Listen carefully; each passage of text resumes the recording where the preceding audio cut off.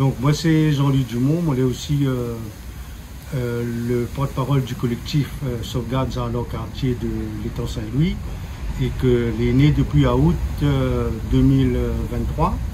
Et donc nous, notre bataille c'est pour demander à les autorités compétentes de améliorer l'aménagement du littoral pour notre sécurité et aussi notre protection et surtout pour la sauvegarde de notre quartier.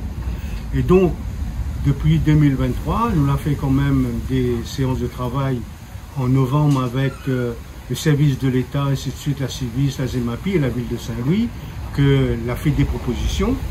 Et puis après, nous avons été reçus en sous-préfecture avec le député de la 7e, M.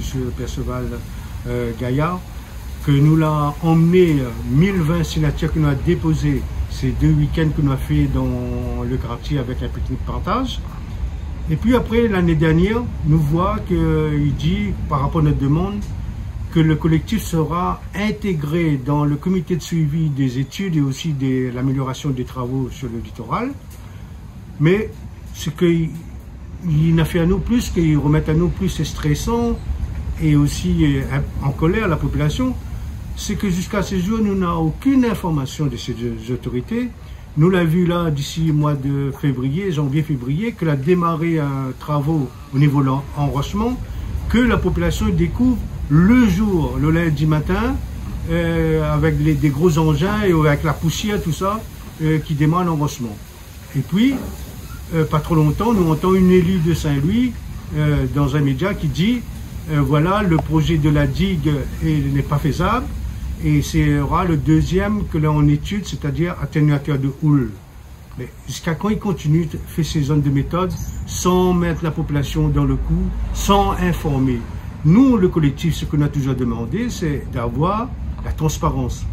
Dis-nous ce que est faisable, ce que n'est pas faisable, mais allez pas de faire des choses dans le dos de la population ou bien mettre devant les faits accomplis.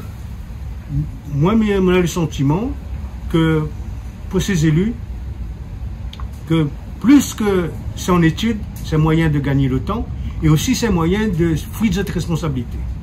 Tu vois? Et moi, désolé de dire ça, mais il faut penser qu'il y a quand même des vies humaines qui habitent là. Nous avons quand même des centenaires dans le quartier. Quand on nous dit la sauvegarde, la mémoire de nos ancêtres, parce que nous avons 2 cimetières chrétiennes, musulmans et hindous, et dans chaque petit case de notre quartier, il y a quand même un petit Saint-Expédie, il y a quand même des sapins malbars dans le quartier. Le quartier de l'étang, c'est un quartier.